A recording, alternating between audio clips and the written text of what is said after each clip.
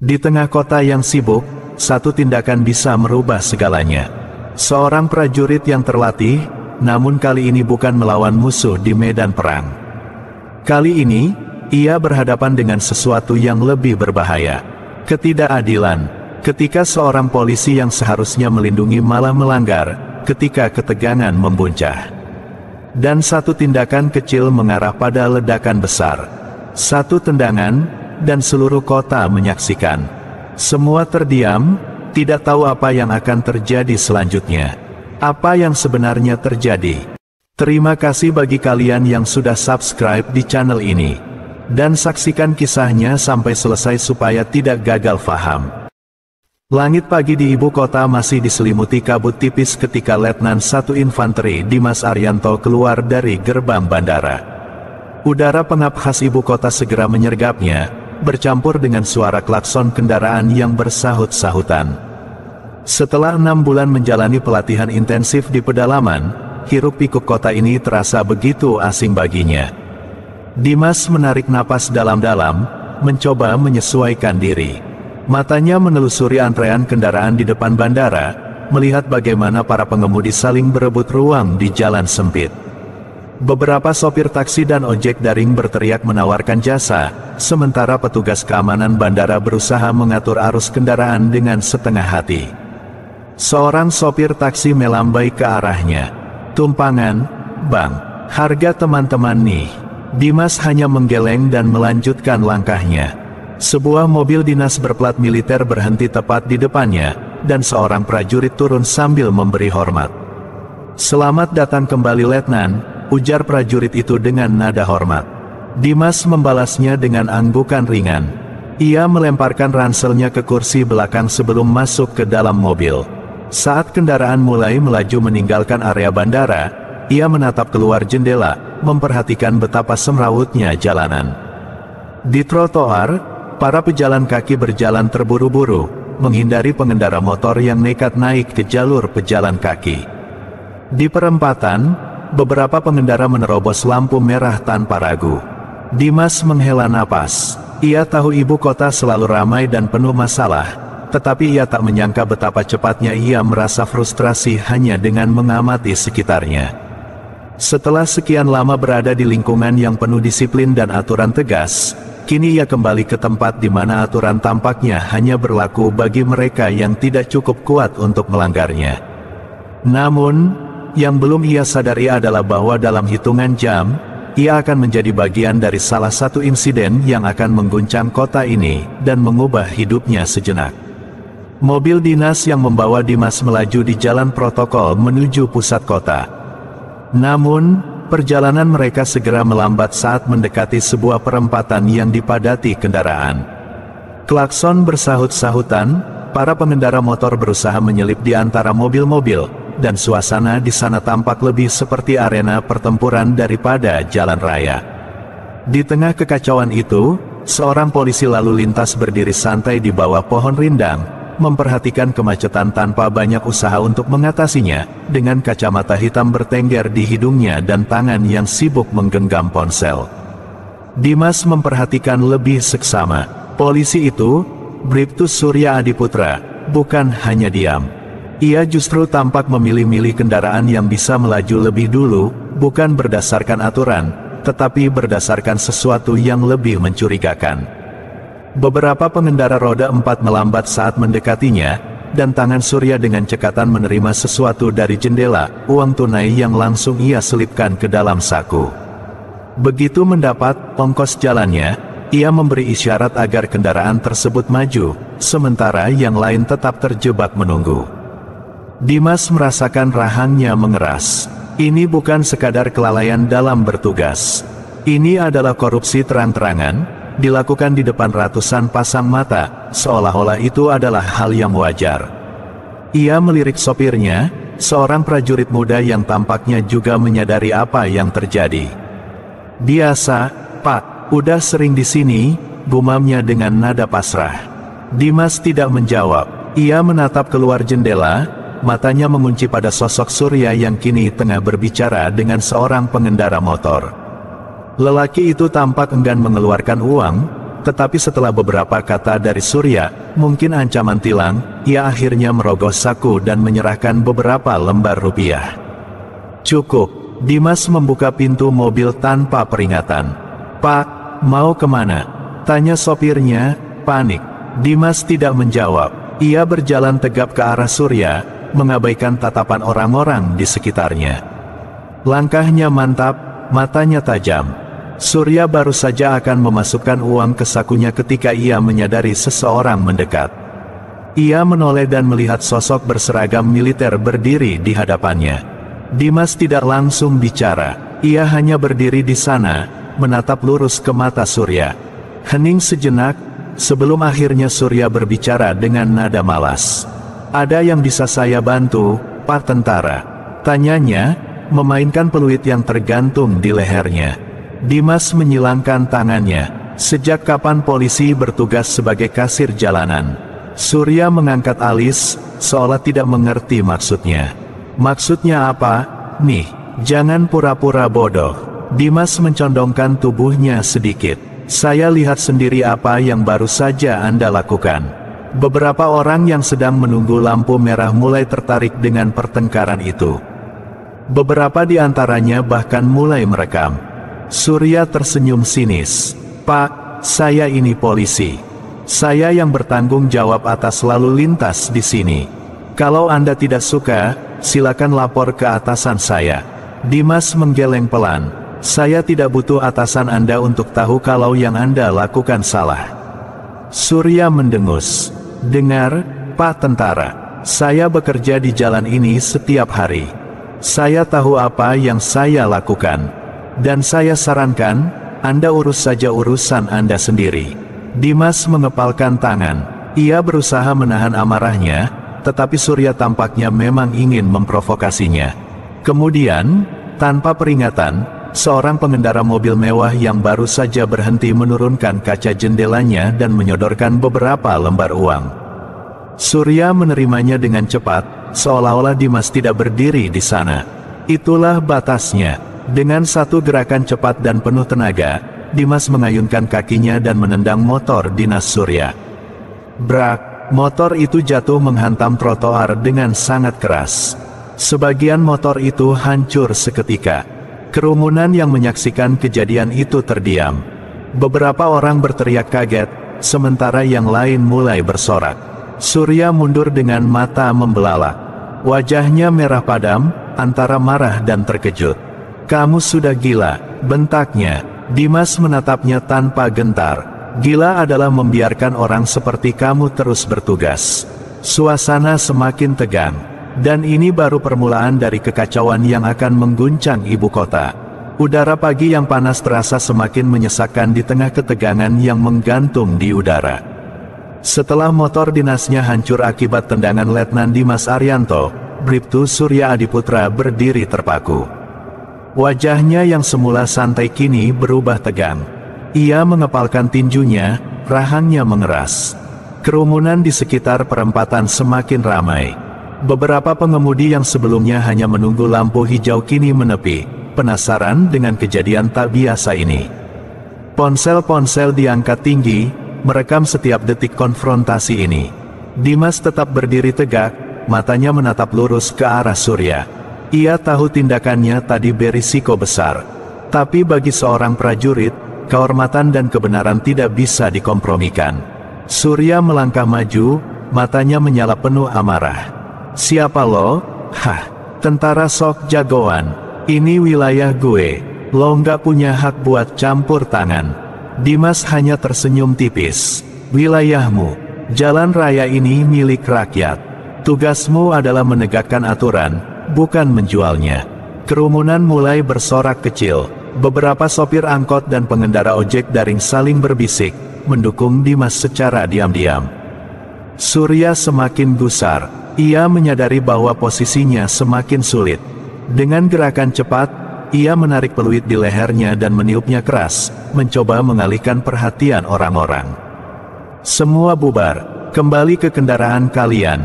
Jangan bikin macet." Namun, tak seorang pun bergerak. Semua mata masih tertuju padanya dan Dimas. Surya menoleh ke arah beberapa rekannya, polisi lalu lintas yang bertugas di sekitar lokasi. Ia memberi isyarat agar mereka mendekat.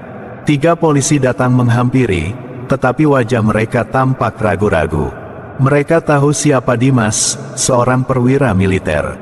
Bawa dia ke kantor. Sekarang, perintah Surya dengan suara tinggi. Namun, tak ada yang bergerak. Dimas menyeringai kecil. Bahkan rekan-rekanmu pun enggan menuruti perintahmu. Kamu tahu kenapa? Surya terdiam. Dimas melangkah maju, berdiri hanya beberapa inci dari wajah Surya. Karena mereka tahu kamu salah. Sorakan kecil kembali terdengar dari kerumunan. Para pengendara semakin berani menunjukkan keberpihakan mereka. Surya menggertakkan giginya. Dengan kasar, ia meraih radio di bahunya dan melapor ke atasannya. Saya butuh backup di Simpang Sudirman. Segera. Dimas menghela napas. Ia tahu situasi ini tidak akan berakhir dengan baik untuk Surya. Tapi pertanyaannya adalah, berapa lama pria itu akan bertahan sebelum akhirnya jatuh tersungkur dalam skandalnya sendiri. Di dunia digital, segalanya bergerak lebih cepat dari kecepatan suara. Dalam hitungan menit, video konfrontasi antara Letnan Dimas Arianto dan Bribtu Surya Adiputra sudah menyebar ke berbagai platform media sosial. Potongan video berdurasi 45 detik memperlihatkan momen dramatis ketika Dimas menghancurkan motor dinas Surya dengan tendangan keras.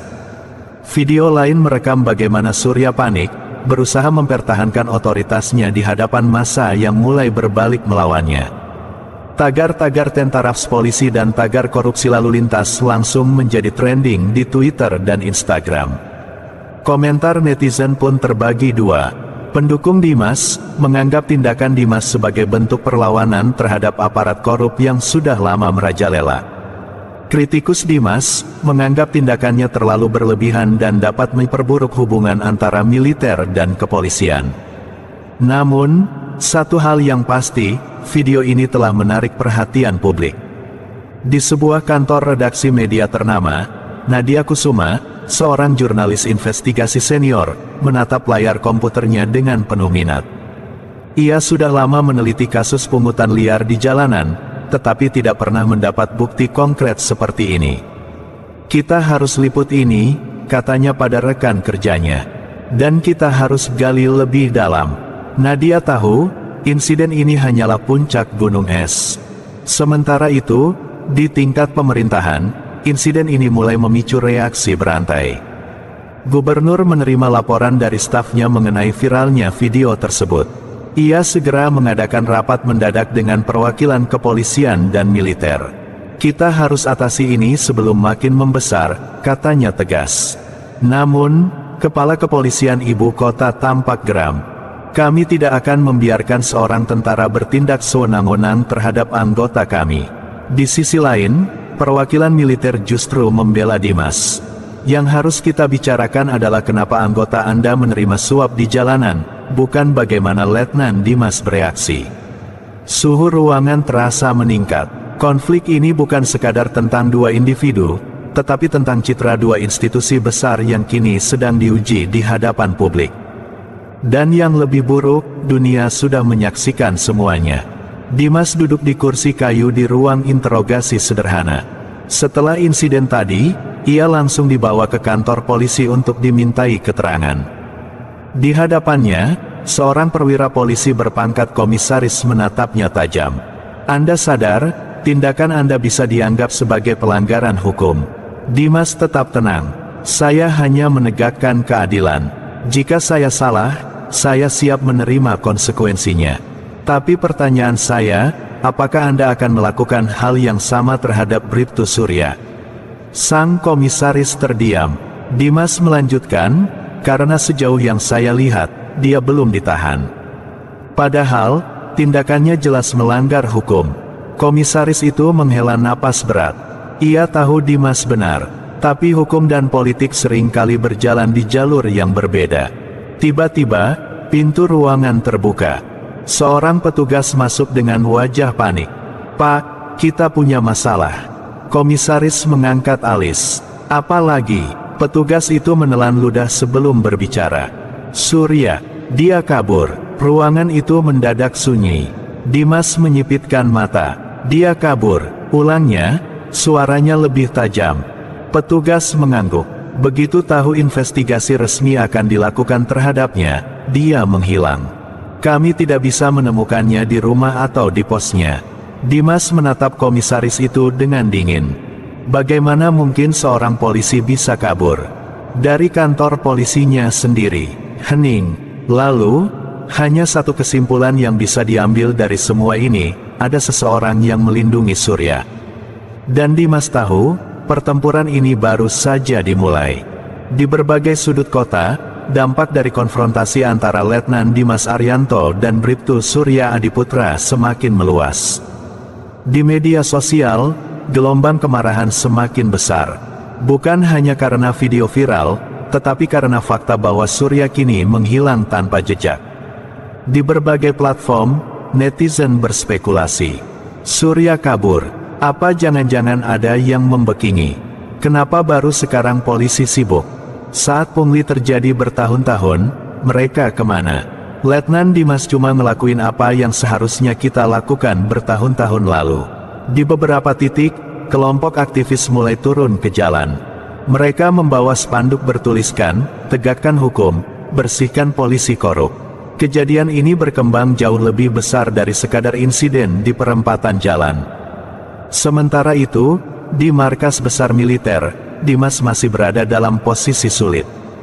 Meski mendapat dukungan publik, ia tetap seorang perwira yang bertindak di luar kewenangan resminya. Di ruang pertemuan yang dijaga ketat, Kolonel Rendra, atasannya, menatapnya tajam. "Kau sadar apa yang kau lakukan, Dimas?" Dimas tidak menghindari tatapan itu. "Saya hanya menjalankan kewajiban saya sebagai seorang prajurit dan sebagai warga negara, Kolonel." Kolonel Rendra mendesah berat. "Aku tahu Surya memang bajingan.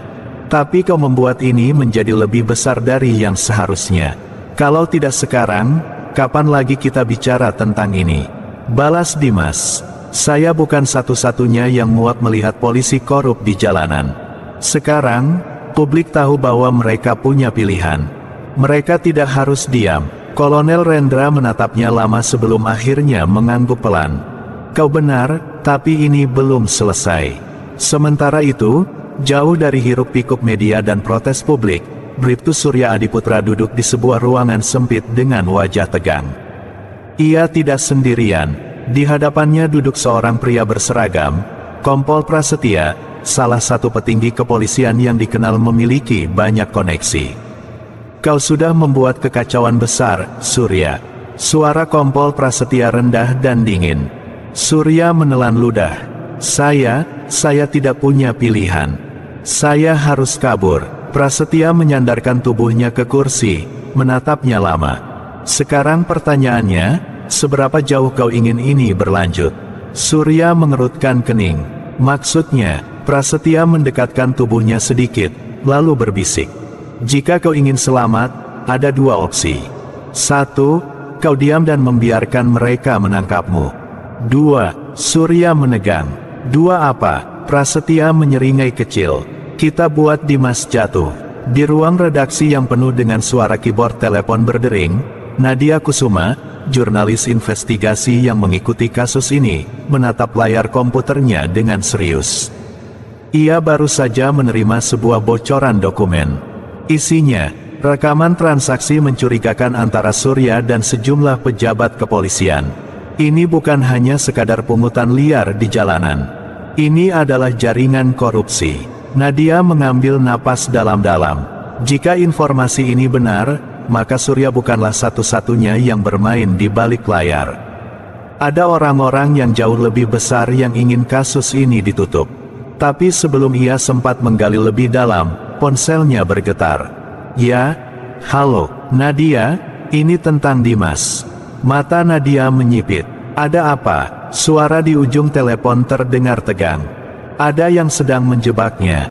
Di markas besar militer, Dimas baru saja selesai berbicara dengan atasannya ketika ia mendapat kabar buruk.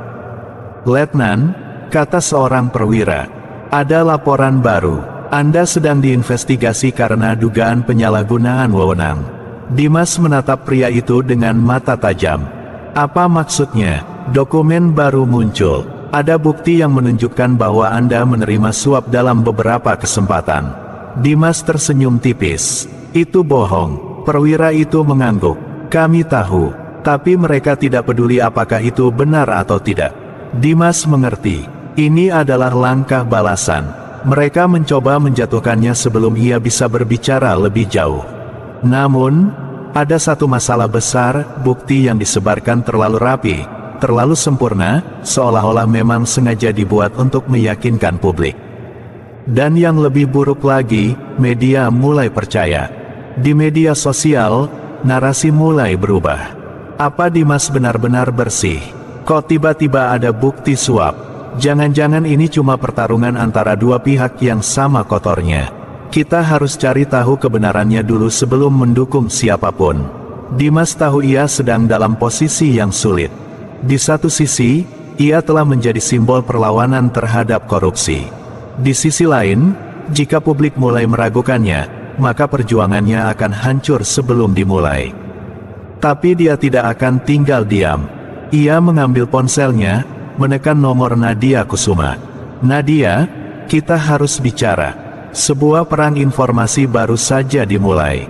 Dan Dimas tahu, jika ia tidak bertindak cepat, maka kebenaran akan dikubur bersama namanya.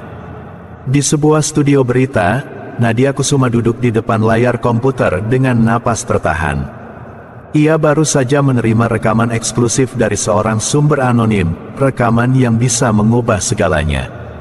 Video itu menunjukkan Bribtu Surya Adiputra berbicara dengan seorang pria berpangkat lebih tinggi, Kompol Prasetya. Dalam rekaman, terdengar jelas bagaimana Prasetya menyusun strategi untuk menjebak Letnan Dimas Arianto dengan tuduhan suap.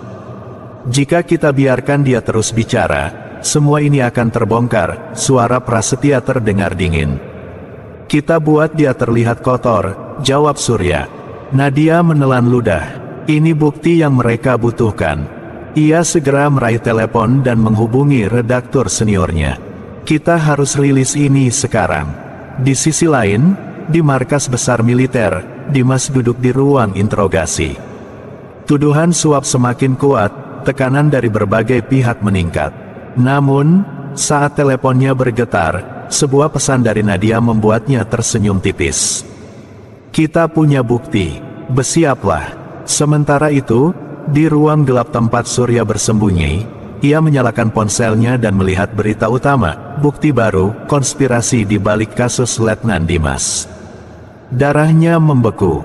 Ia baru menyadari satu hal, ia kini menjadi target utama. Hari itu, seluruh kota menyaksikan sebuah momen yang tak terlupakan. Setelah video rekaman konspirasi antara Bribtu Surya Adiputra dan Kompol Prasetya dirilis oleh media, gelombang dukungan untuk Letnan Dimas Arianto kembali melonjak. Publik yang semula sempat ragu, kini berdiri teguh di belakang Dimas. Tagar-tagar keadilan untuk Dimas dan tagar bersihkan korupsi menjadi trending di berbagai platform. Di televisi, berita tentang skandal ini menjadi topik utama. Pihak kepolisian, di bawah tekanan yang luar biasa, terpaksa mengambil tindakan cepat. Surya dan Prasetya ditangkap malam itu juga, diiringi sorakan publik yang menuntut reformasi besar-besaran di institusi mereka. Di sisi lain, Letnan Dimas Arianto dipanggil ke markas besar militer. Meski tindakannya dianggap kontroversial, ia akhirnya dibebaskan dari semua tuduhan. Sang kolonel, yang semula bersikap keras, menyalami Dimas dengan bangga. Kau sudah mengambil risiko besar, Dimas, katanya. Tapi apa yang kau lakukan hari ini telah membuka mata banyak orang. Dimas hanya tersenyum kecil. Baginya, ini bukan tentang menang atau kalah, ini tentang menyuarakan kebenaran, apapun risikonya. Di tengah malam yang tenang, Dimas berdiri di balkon kecil apartemennya. Ia melihat keluar, ke arah kota yang tak pernah benar-benar tidur. Meski hari ini ia memenangkan sebuah pertempuran, ia tahu perang melawan korupsi dan ketidakadilan masih panjang. Dalam pikirannya, Dimas tahu satu hal, perubahan tidak datang dengan mudah. Namun, hari ini telah menunjukkan bahwa kebenaran, meski sering ditekan, selalu menemukan jalannya untuk bersinar. Cerita ini bukan hanya tentang seorang tentara atau seorang polisi. Ini tentang sebuah bangsa yang lelah dengan ketidakadilan, sebuah bangsa yang perlahan bangkit untuk menuntut perubahan. Dan Letnan Dimas Ariyanto, dengan keberanian dan prinsipnya, telah menjadi simbol harapan baru itu. Perjuangan belum selesai, pikir Dimas. Tapi kita telah memulainya. Kisah ini mengingatkan kita bahwa dalam dunia yang penuh dengan kebohongan dan korupsi, akan selalu ada individu yang berani berdiri tegak untuk keadilan. Letnan Dimas Ariyanto adalah pengingat bahwa perubahan dimulai dari satu langkah kecil, satu suara keberanian, dan satu tindakan melawan ketidakadilan. Karena di akhir hari, kebenaran akan selalu menang. Disclaimer, cerita ini adalah cerita fiktif dari negara Konoha yang jauh di sana, jadi Mimin harap kalian jangan baper ya. Peace.